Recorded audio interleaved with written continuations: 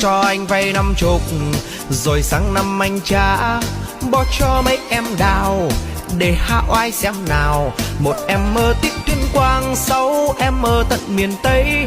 Vào đây đi các em ơi, xếp hàng anh bo cho nè. Em ơi em tên gì? Dạ em đây tên Thúy. Em bên kia tên gì? Dạ em đây tên Hồng. Này Hồng em ở đâu em? Dạ em đây ở tận miền Tây. Mồm Hồng có thối không em? Nói chuyện nghe mùi từ xa.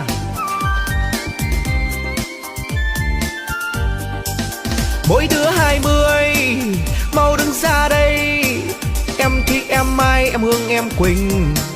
Anh bo một lượt nâng cao sĩ diện, còn đoạn sau nữa hay hơn. Anh em follow mình nhé, để ngày mai em sẽ đăng lên anh em cùng nghe.